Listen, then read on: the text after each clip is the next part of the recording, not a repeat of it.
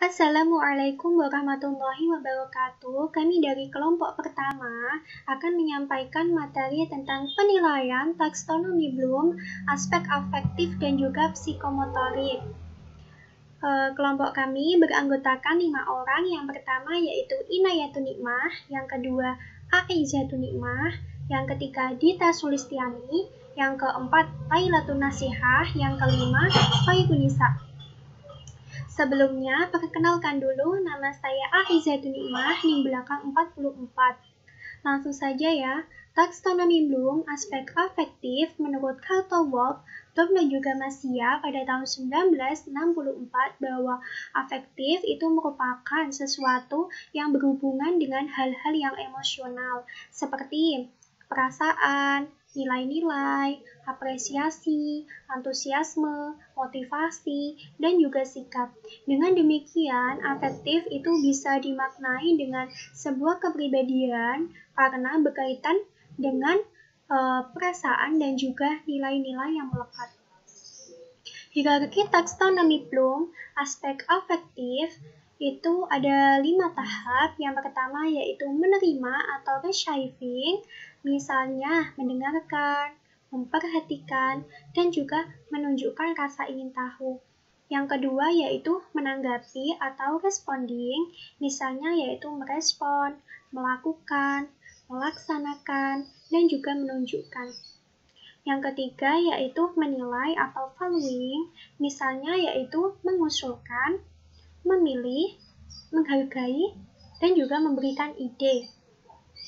Yang keempat yaitu mengorganisasikan atau organization, misalnya yaitu memprioritaskan, merencanakan, menyeimbangkan hak, dan juga tanggung jawab.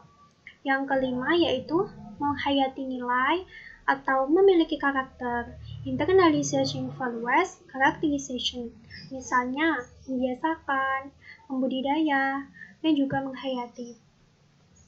Tahap yang pertama yaitu menerima atau receiving. Menerima itu ditandai dengan menunjukkan keinginan untuk mendengarkan, berpartisipasi dalam suatu kegiatan tersebut. Dalam kategori ini itu merupakan tingkat afektif yang terendah, itu meliputi penerimaan masalah, situasi, gejala, nilai, dan juga keyakinan secara pasif. Contoh dalam kegiatan menerima itu diantaranya ada sikap peserta didik ketika mendengarkan penjelasan dari pendidik tersebut dengan seksama. Itu di mana peserta tersebut atau itu bersedia menerima nilai-nilai yang diajarkan oleh pendidik itu kepada mereka, dan mereka itu memiliki kemampuan untuk menggabungkan diri atau mengidentifikasi nilai-nilai, mengidentifikasi diri maksud saya dengan nilai itu. Yang kedua yaitu menanggapi atau responding. Dalam menanggapi ini dilakukan dengan cara berpartisipasi aktif dari peserta didik dengan memberikan respon suatu tugas atau fenomena. Dalam kategori ini itu berkenaan dengan jawaban dan juga kesenangan menanggapi atau merealisasikan sesuatu yang sesuai dengan nilai-nilai yang dianut dalam masyarakat.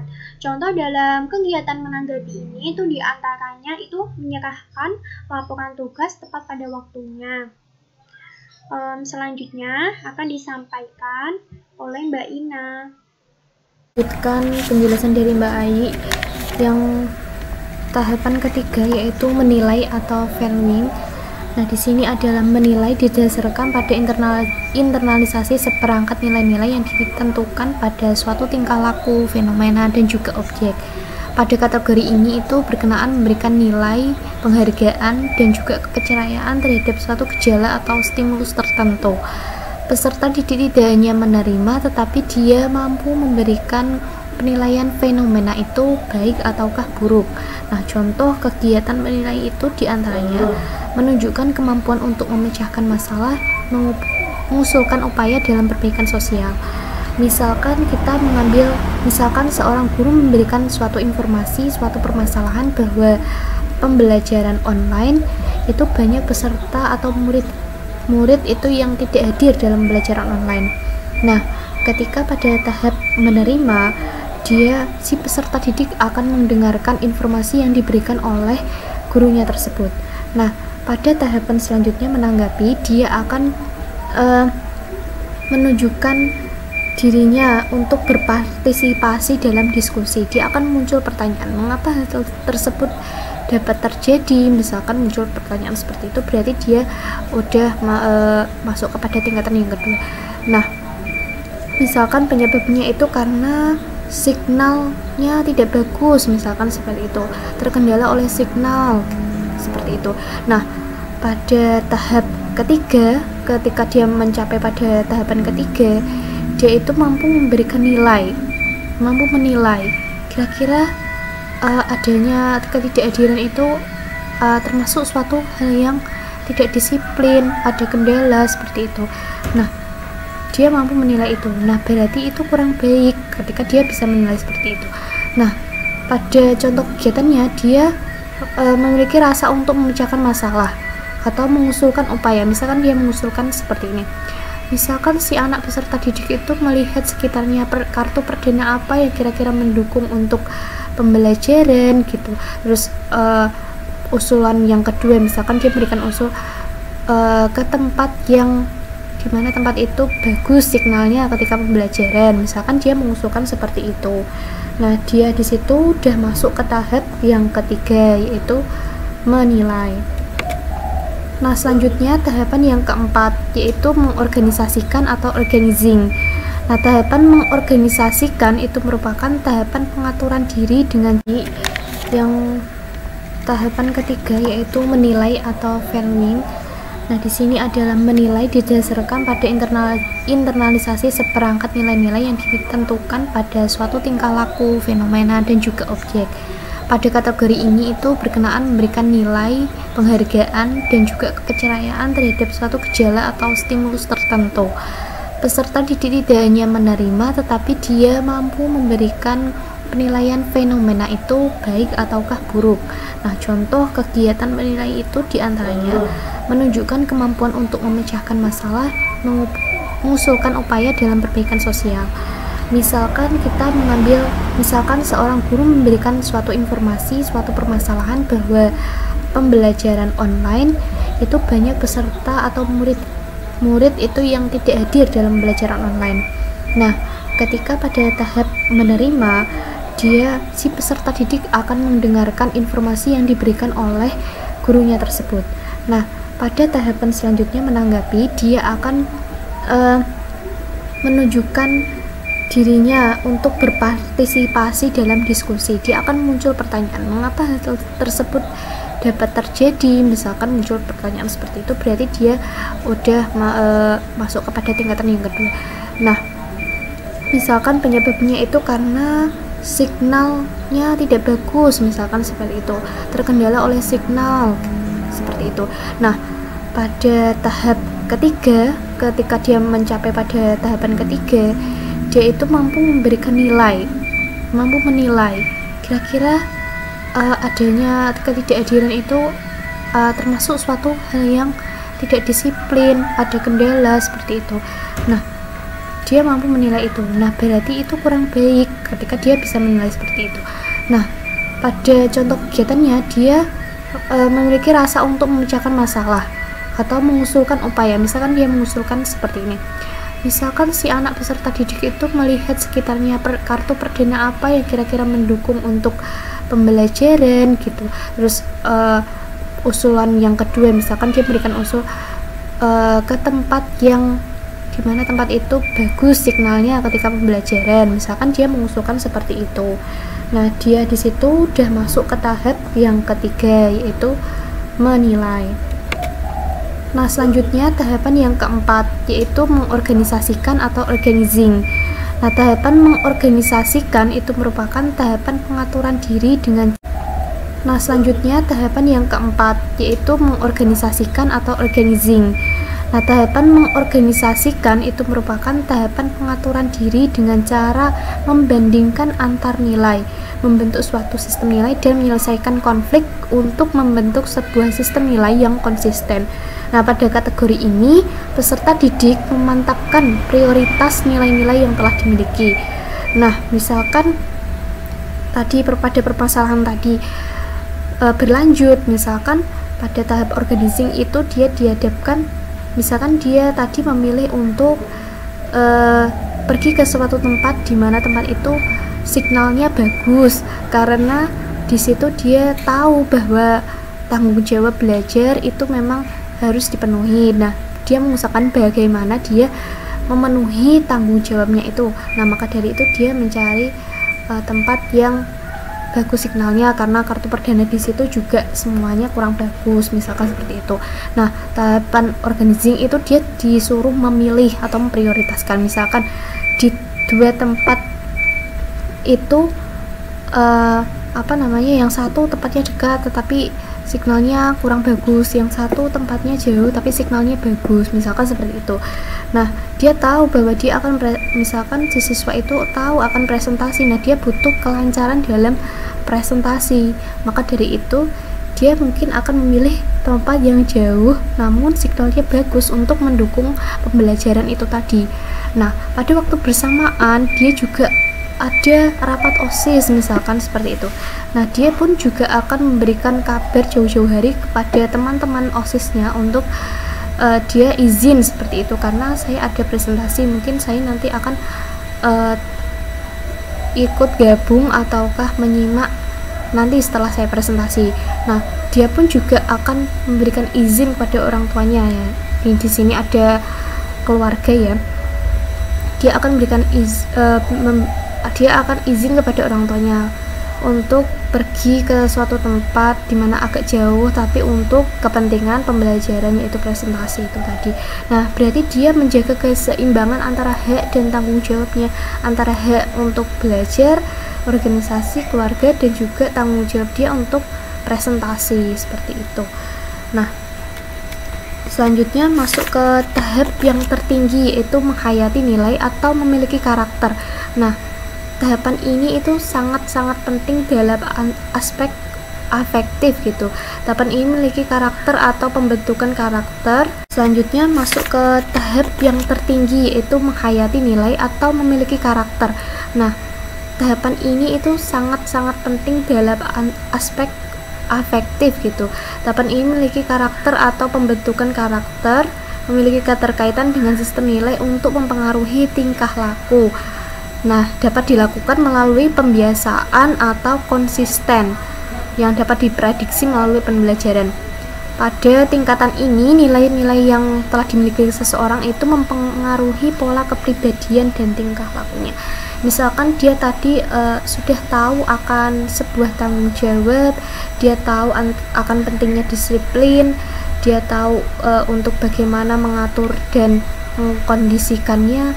Nah, dia di situ akan tumbuh dengan disiplin itu melalui apa? Melalui pembiasaan, tidak bisa secara spontan dia melakukan seperti itu, tapi ada pembiasaan yang dilakukan baik secara emosional, personal, dan juga sosial. Itu nantinya ketika dia sudah memiliki kesadaran tersebut, maka akan berjalan dalam kehidupan bermasyarakat gitu.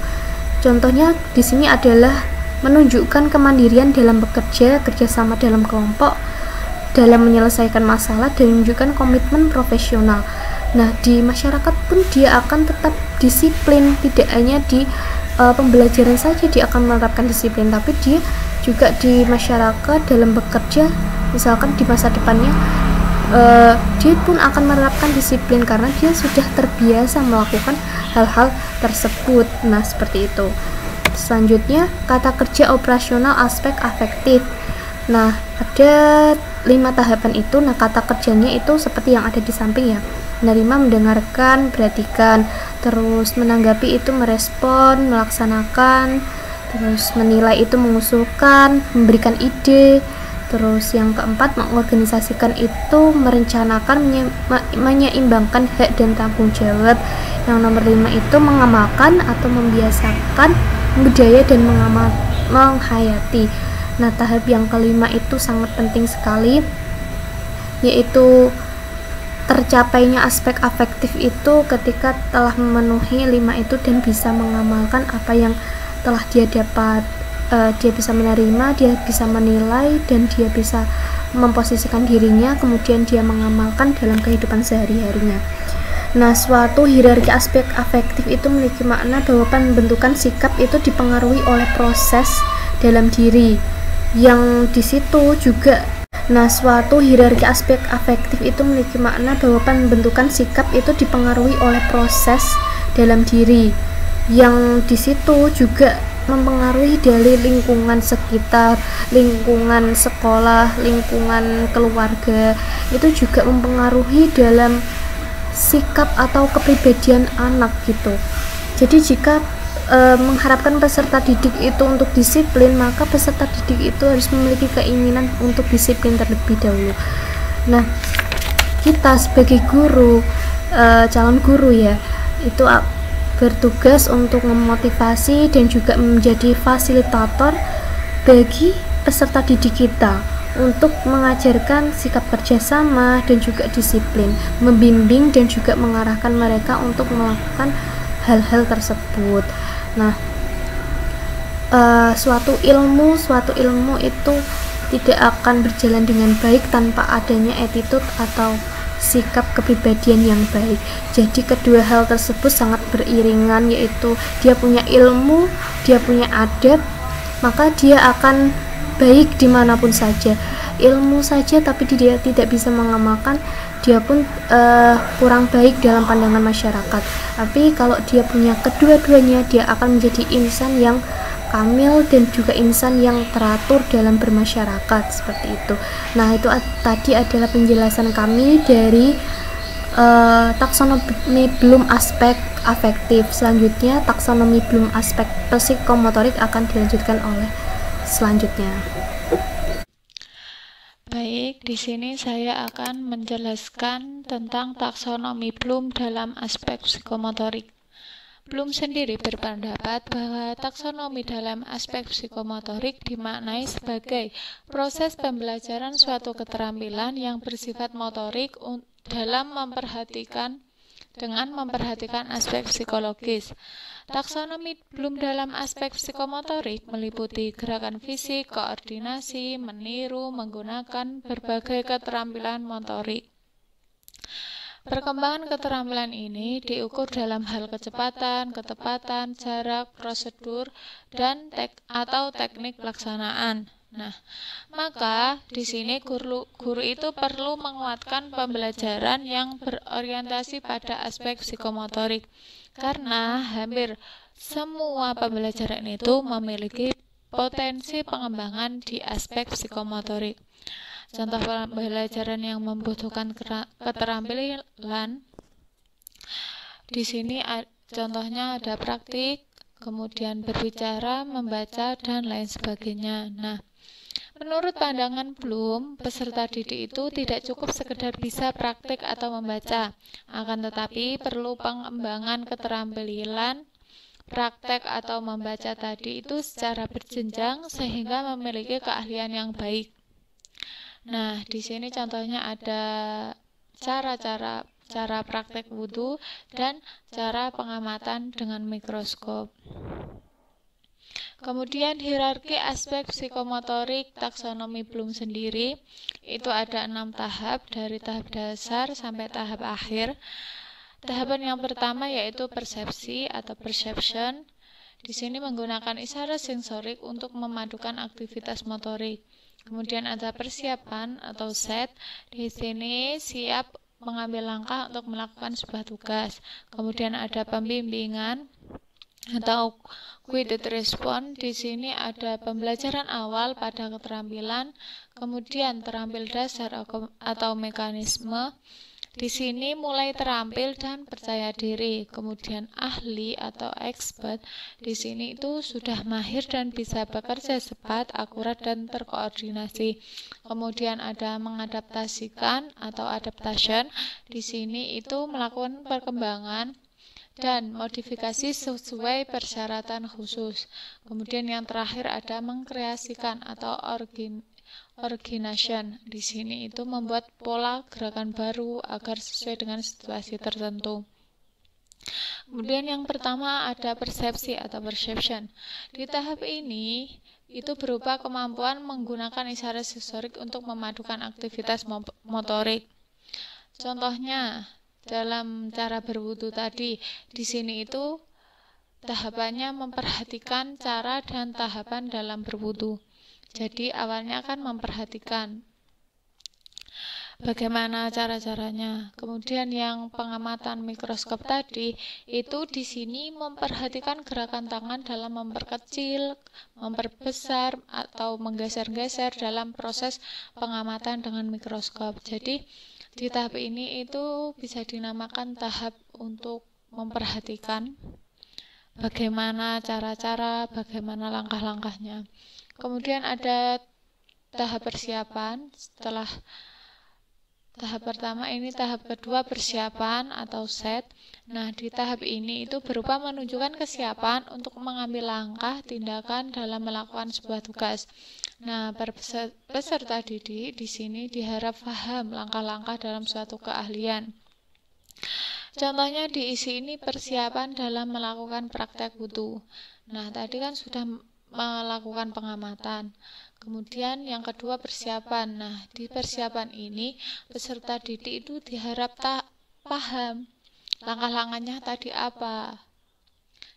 Kemudian kalau untuk pengamatan mikroskop itu persiapan dalam proses pengamatan, baik itu hal-hal yang diperlukan dalam proses pengamatan, kemudian cara-cara langkah-langkahnya bagaimana mengamati, baik itu menggeser-geser, kemudian memperbesar, memperkecil biar bisa jelas objeknya, itu berada di tahap persiapan. Kemudian yang ketiga itu tahap pembimbingan yang akan dijelaskan oleh Mbak Laili. Sekian pemaparan dari saya. Apabila ada kesalahan saya mohon maaf. Terima kasih. Kemudian masuk ke tahap selanjutnya, yaitu ada tahap pembimbingan atau guided response.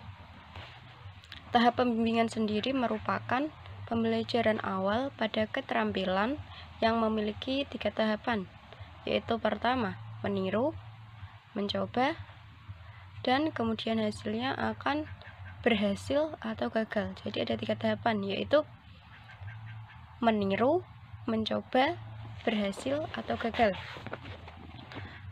Kemudian keterampilan ini dapat tercapai dengan bagaimana? Dengan cara berlatih. Di sini guru memberikan bimbingan terlebih dahulu kepada peserta didiknya atau memberikan contoh terlebih dahulu apa yang akan dikerjakan oleh peserta didik. Misalnya saja yaitu ketika mau praktikum jaringan tumbuhan. Nah, guru di sini membimbing para peserta didiknya dan mencontohkan terlebih dahulu cara menggunakan mikroskop yang benar. Bagaimana sih cara memfokuskan cahaya yang benar dan yang lainnya lagi. Intinya, pada tahap ini guru memberikan contoh terlebih dahulu kepada peserta didiknya. Nah, tahapan selanjutnya itu ada tahap terampil dasar atau mekanisme.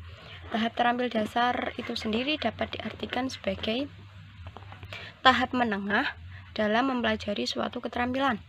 Pada tahap ini itu peserta didik sudah dapat melakukan kebiasaannya dengan rasa percaya diri dan penuh kemampuan. Di sini itu peserta didik dapat melakukannya karena sudah melewati tahap pembimbingan atau berhasil dalam tahap pembimbingan atau juga tanpa melewati tahap pembimbingan.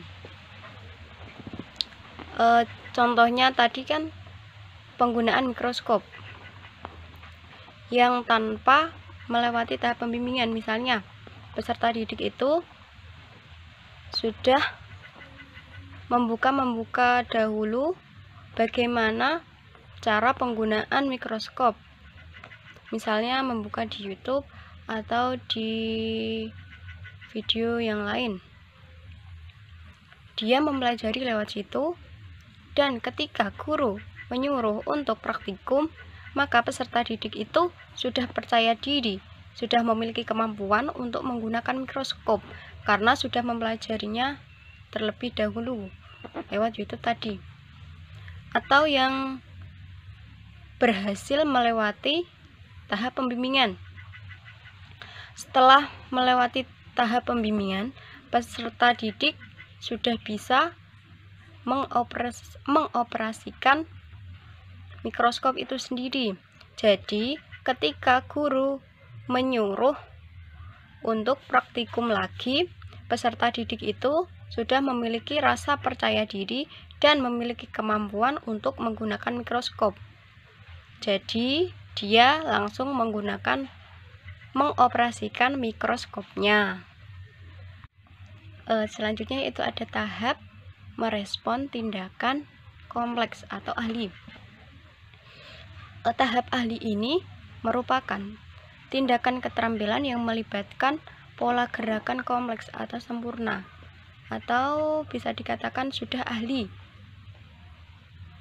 Nah, pada tahap ini itu peserta didik sudah cepat, akurat, dan secara otomatis dapat melakukan keterampilan yang dilakukan dan disuruh oleh guru. Contoh pada tahap ini yaitu ketika guru menyuruh peserta didik untuk melakukan praktikum dengan menggunakan mikroskop, maka dengan cepat, akurat, dan kinerja yang sempurna atau masuk dalam kategori sempurna, peserta didik tersebut langsung mengoperasikan mikroskopnya dengan tanpa ragu-ragu. Karena apa? Karena sudah terlatih sebelum-sebelumnya. Jadi dia mahir dalam menggunakan mikroskop tersebut. Saya akan melanjutkan penjelasan dari Mbak Laili. Tahapannya selanjutnya dari aspek psikomotorik yaitu mengadaptasikan atau adaptation. Tahapan adaptasi ditandai dengan keterampilan individu yang dikembangkan dengan baik dan dapat melakukan modifikasi pada pola gerakan. Jadi inti dari mengadaptasikan itu melakukan modifikasi terhadap suatu masalah atau menyesuaikan terhadap suatu masalah yang sedang dihadapi. Contohnya, adaptasi melakukan bersuci atau berwudu pada kondisi jumlah air yang terbatas. Semisal pada sebuah bak mandi, itu airnya tidak ada 2 kolah. Lalu gimana caranya supaya masih bisa digunakan untuk berwudu? Caranya yaitu dengan mengambil air yang ada di bak mandi menggunakan gayung. Kemudian berwudu dari air gayung tersebut. Contoh yang lain yaitu ada modifikasi saat penggunaan mikroskop, ada bagian yang rusak, adaptasi penggunaan mikroskop dari tipe cahaya ke tipe listrik. Tahapan yang selanjutnya yaitu mengkreasikan atau origination. Arti dari tahapan mengkreasikan sendiri itu membuat pola gerakan baru agar sesuai dengan situasi tertentu atau masalah tertentu. Jadi intinya, kalau mengkreasikan itu membuat suatu kreativitas, membuat sesuatu yang baru. Untuk mengatasi suatu masalah itu dengan membuat sesuatu yang baru, membuat kreativitas yang baru gitu. Contohnya, membuat program pelatihan baru yang lebih inovatif, membuat pola gerakan senam yang terbaru. Beberapa tingkatan dari aspek psikomotorik itu memiliki kemiripan, seperti mekanisme dan respon tindakan kompleks. Itu juga memiliki kemiripan. Perbedaannya yaitu kalau mekanisme itu disebutnya pencapaian keterampilan menengah. Sedangkan pada respon tindakan kompleks itu sudah disebut memiliki keahlian. Pada tahapan mengadaptasikan dan mengkreasikan itu juga memiliki kemiripan. Perbedaannya, kalau mengadaptasikan itu kemampuan untuk menyesuaikan pada hal-hal yang baru. Kalau mengkreasikan itu lebih menekankan pada pembentukan kreativitas. Jadi kalau mengadaptasikan itu menyesuaikan, pada hal-hal yang baru. Gitu. Kalau mengkreasikan itu pembentukan kreativitas. Gitu. Kata kerja operasional aspek psikomotorik. Ada 5 tahap. Yang pertama yaitu tahapan mengamati. Kata kerjanya mengamati, memperhatikan, mengobservasi. Tahapan mempersiapkan, menyusun, merancang, merencanakan, merangkai. Mempraktikkan, mencoba, melakukan, menerapkan, mengikuti, menyelesaikan. Tahapan merespon otomatis atau menyempurnakan, yaitu kata kerjanya menyempurnakan, menyelesaikan dengan sempurna, melakukan dengan terampil, melakukan dengan otomatis, membuat, menyajikan. Memodifikasi, yaitu kata kerjanya yaitu memodifikasi, mengkreasikan, menyesuaikan, menciptakan, mengadaptasi. Nah, demikian pemaparan dari kelompok pertama mengenai taksonomi Bloom, aspek afektif dan juga aspek psikomotorik. Semoga pemaparan yang kami lakukan dapat bermanfaat bagi kita semua. Kurang lebihnya kami mohon maaf. Wassalamualaikum warahmatullahi wabarakatuh.